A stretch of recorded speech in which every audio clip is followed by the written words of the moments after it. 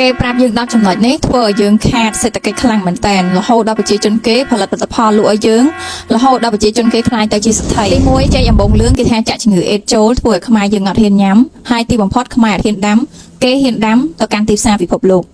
ទី2ញ៉ាំត្រីក្រហមធ្វើឲ្យកើតជំងឺកាចសាហាវឬជំងឺមហារីកគេបន្លប់មិនឲ្យយើងចិញ្ចឹមហើយគេបានចិញ្ចឹមត្រីនេះដើម្បីលក់ក្នុងស្រុកនិងនាំទៅកាន់ទីផ្សារពិភពលោកចំណេញបានច្រើនខ្លាំងមែនតើទី3ហូបបន្លែឆាយាធ្វើឲ្យយើងកាត់ជំងឺមហារីកសូម្បីតែអ្នកផ្ទះខ្ញុំពេលហ្នឹងគឺនាំគ្នាដាំឆាយាជាច្រើនត្រូវកាប់ចោលដោយសារតែព័ត៌មានបែបនេះហើយកុំភ្លេចថាដើមឆាយាគឺសម្បូរទៅដោយវីតាមីនហើយសម្បូរទៅដោយគុណសម្បត្តិមហិមាហើយអាចទប់ស្កាត់ជំងឺមហារីកបានថែមទៀតផងមិនមែនបណ្ដាលឲ្យកាត់ជំងឺមហារីកទេគឺថែមទាំងទប់ស្កាត់ជំងឺមហារីក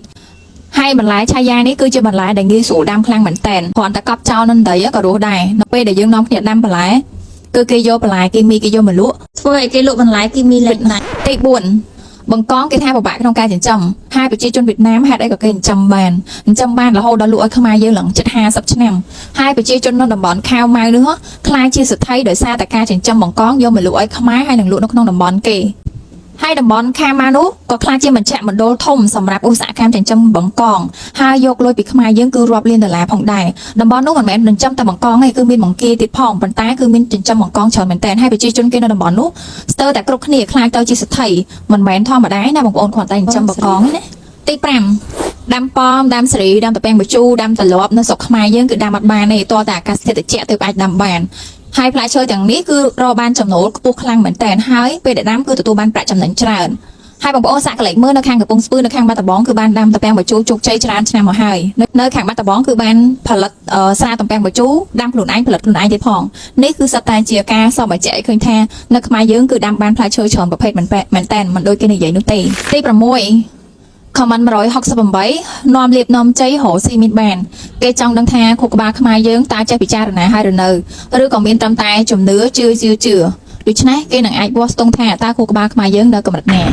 ទី7យប់ឡើងកំចោះពីលើផ្ទះប្រយ័ត្នខ្មោចលងព្រឹកឡើងគេលួចគោអស់មកភូមិការពីជំនាន់ហ្នឹងសូម្បីតែនៅស្រុកភូមិខ្ញុំក៏មានរឿងហ្នឹងកើតឡើងដែរតែពេលបច្ចុប្បន្ននេះមិនដឹងថាមានឬក៏អត់ទេបើសិនជាមានចាំបងប្អូនជួយខមមិនខាងក្រោមនេះផងទី8កុំហូបដំឡូងមីប្រយ័ត្នពុលពេលនោះគេយកដំឡូងមីយកទៅធ្វើចំណីសត្វហើយដើម្បីកុំឲ្យយើងផលិតចំណីសត្វនៅពេលដែលយើងផលិតបានខ្លួនឯងគឺយើងអាចលក់ក្នុងតម្លៃធូរហើយកាលពីមុនណាចំណីសត្វគឺយើងអត់ទាន់អាចផលិតខ្លួនឯងបានទេហើយយើងត្រូវទិញគេក្នុងតម្លៃថ្លៃដូច្នេះហើយការចិញ្ចឹមសត្វរបស់យើងគឺអត់សូវបានចំណេញច្រើនទេដោយសារតែយើងគឺបានទិញចំណីសត្វគេក្នុងតម្លៃថ្លៃពេលនេះក៏យើងអាចដាំដំឡូងមីបានច្រើនដែរប៉ុន្តែដំឡូងមីរបស់យើងគឺលក់អត់បានថ្លៃទេដោយសារតែយើងនាំចេញទៅក្រៅប្រទេសហើយតម្លៃអាស្រ័យលើមាត់ឈ្មោះតែប៉ុណ្ណោះទី9តកតងនឹងពោតក្រហមដូចគ្នាពោតក្រហមគេថាมันអាចផលិតចំណីសត្វដោយខ្លួនឯងបានទេត្រូវការស្តង់ដារទើបអាចផលិតបានតាមពិតយើងអាចផលិតចំណីសត្វនៅផ្ទះខ្លួនឯងបានទីពេលនោះយើងផលិតចំណីសត្វបានហើយខ្ញុំគិតថាការចិញ្ចឹមសត្វរបស់យើងគឺមានប្រាក់ចំណេញបានច្រើនខ្លាំងមែនតើហើយមួយទៀតបងប្អូនតកតងនឹងចំណុចទី10គេថាគ្រាប់ពូជគឺអាចដាំបន្តពូជបានទេគឺត្រូវទិញគ្រាប់ពូជថ្មីរបស់គេយកមកដាំពេលនោះខ្មែរយើងគឺត្រូវទិញគ្រាប់ពូជគេមកដាំប៉ុន្តែសំណួរសួរថាហេតុអីក៏ស្រូវអាចទុកគ្រាប់ពូជបានរហូតដល់រាប់ម៉ឺនឆ្នាំមកទល់សពថ្ងៃបច្ចុប្បន្ននេះបងប្អូនខ្មែរយើងនៅពេលដែលអត់ទាន់មានអ្នកខ្លាំងក្នុងការស្រាវជ្រាវតទៅនឹងវិទ្យាសាស្ត្រឬក៏ផ្នែកកសិកម្មធ្វើឲ្យយើងងាយក្នុងការជឿគេខ្លាំងមែនតើអញ្ចឹងបើសិនជាយើងមានធនធានច្រើនអ្នកដែលសម្បូរអ្នកចេះដឹងថ្ងៃក្រោយយើងអត់ងាយនឹងចាញ់បោកសម្ដីរបស់អ្នកដទៃនោះទេដូច្នេះហើយយើងនាំគ្នាផលិតធនធានរបស់យើងឲ្យកាន់តែល្អឡើងដើម្បីសង្គមជាតិរបស់យើងរីកចម្រើននិងដើរទាន់ប្រទេសជិតខាងរបស់យើងផងដែរវីដេអូនេះបើសិនជាបងប្អូនគិតថាល្អចាំជួយ share ម្នាក់មួយផងបងប្អូនវីដេអូនេះគឺមានតែប៉ុណ្្នឹងឯង